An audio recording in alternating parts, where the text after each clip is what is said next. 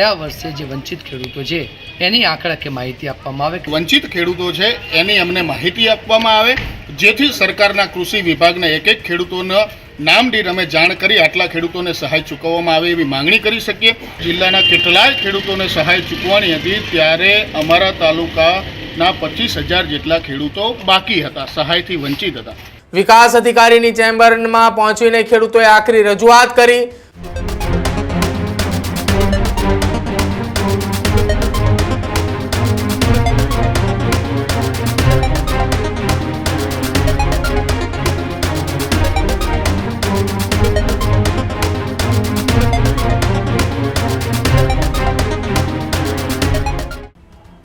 સુરેન્દ્રનગરથી સમાચાર સામે આવી રહ્યા છે। શરૂઆત ત્યાંથી કરીએ કે જ્યાં પાટડી અને દસાડા તાલુકાના ખેડૂતોએ ફરી એક વખત આક્રમક મોડની અંદર જોવા મળી રહ્યા છે।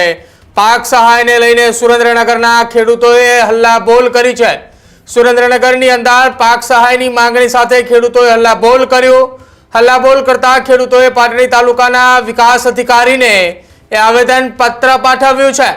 ખેડૂતોએ વર્ષ 2024ની પાક નિષ્ફળ સહાય ન મળતા આખરી રજૂઆત કરી છે। વર્ષ 2024માં પાટડી અને દસાડા તાલુકાના ખેડૂતોએ અરજી કરી હતી।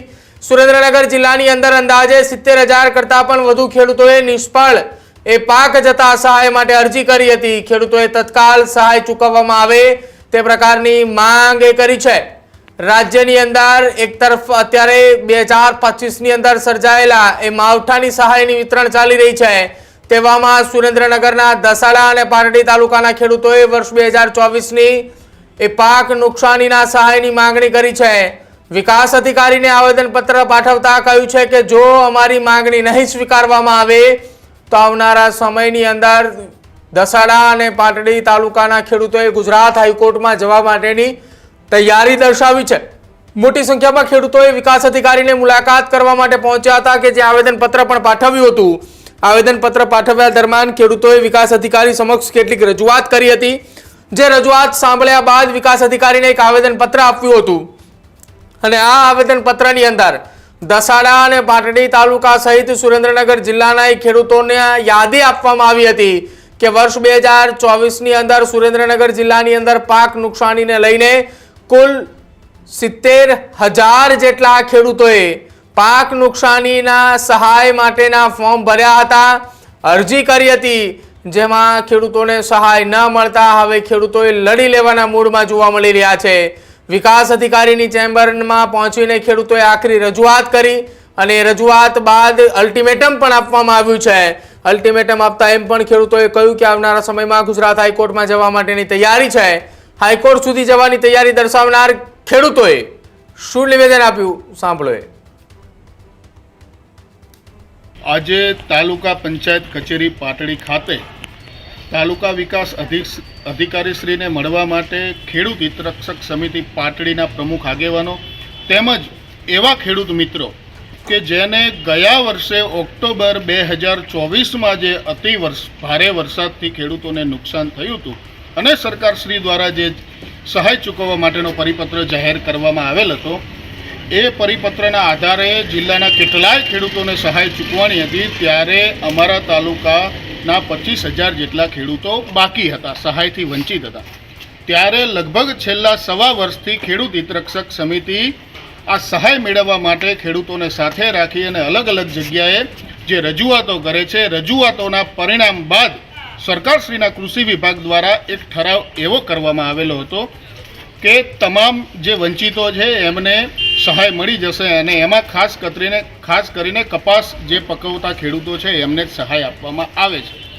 ત્યારે અમારી એ વખતે પણ મુખ્ય માંગણી હતી અને આજે પણ મુખ્ય માંગણી છે કે ઓક્ટોબર 2024માં જે નુકસાન થયેલ હતું એ નુકસાન માટે જે ખેડૂતોએ અરજી કરેલી હતી ત્યારે એ પરિપત્રમાં કોઈ પણ પાક દર્શાવવાની માંગણી કરેલ નહોતી।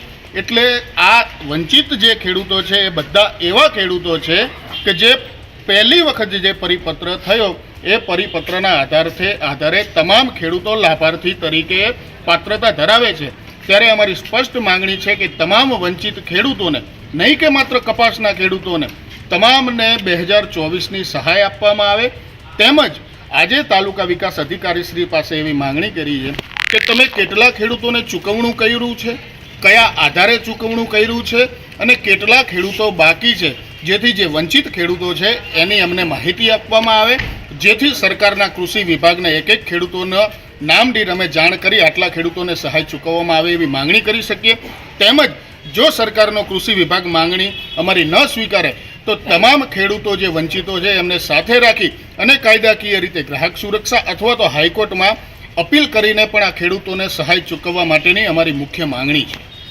આજે ખેડૂત હિતરક્ષક સમિતિના સૌ જવાબદાર આગેવાનો વતી ગત વર્ષનું જે ઓક્ટોબર 2024નું ખાસ કૃષિ પેકેજ અંતર્ગત જે વંચિત ખેડૂતો છે એની વાત લઈ અને 2025ના પેકેજ અંતર્ગત કાર્ય સુનિશ્ચિત થાય એ બાબતને લઈ અને સૌ જવાબદાર આગેવાનો તાલુકા વિકાસ અધિકારીને રૂબરૂ મુલાકાત કરી અને સાથે સાથે અમે લોકો સ્પષ્ટ બે જ માગણી મૂકી છે કે ગયા વર્ષે જે વંચિત ખેડૂતો છે એની આંકડાકીય માહિતી આપવામાં આવે કે સમગ્ર દસાડા તાલુકામાં કેટલા ખેડૂતો વંચિત છે અને ચાલુ વર્ષે જે કૃષિ પેકેજની સરકાર મસ્ત મોટી વાતો કરે છે એ અંતર્ગત અમારા તાલુકાનો એક પણ ખેડૂત સહાયથી વંચિત ના રહે એ બાબતને સુનિશ્ચિત કરવામાં આવે અને સાથે સાથે ખેડૂત હિતરક્ષક સમિતિના સૌ જવાબદાર આગેવાનો કટિબદ્ધતાથી નક્કી કર્યું છે કે 10 દિવસમાં જો વંચિતોનો અવાજ સરકારશ્રીના કાને નહીં પહોંચે તો 10 દિવસ બાદ આ તાલુકા પંચાયતના કમ્પાઉન્ડમાં સમગ્ર દસાડા તાલુકાના એક વંચિત ખેડૂતને જાગૃત કરી અને પાટડી ખાતે બોલાવવામાં આવશે, એના હક અને અધિકારનો અવાજને બુલંદ કરવામાં આવશે અને સાથે સાથે એની ન્યાયિક લડતની પણ શરૂઆત અમારા ખેડૂત હિતરક્ષક સમિતિના સંયોજક જે કાયદાકીય બાબતથી અવગત છે એવા પ્રવીણભાઈ વકીલને સાથે રાખીને કરવામાં આવશે. અને જે 2025ની કાર્યપદ્ધતિ છે એમાં પણ ખાસ કરીને ટકોર કરી છે અમારા પૂર્વ રિટાયર્ડ ટીડીઓ આદરણીય મનસુખ દાદાએ અને જવાબદાર તમામ સંયોજકોએ કે 2025ની કામગીરી બાબતે પણ ખેડૂત હિતરક્ષક સમિતિને સમયે અવગત કરવામાં આવે. એટલે આવનાર સમયમાં જો આ બાબતને લઈ અને આ વહીવટીતંત્ર અને સરકાર ગંભીર નહીં થાય તો ઉગ્રથી ઉગ્ર આંદોલન આ વંચિત ખેડૂતો માટે અમે લોકો ચલાવીશું.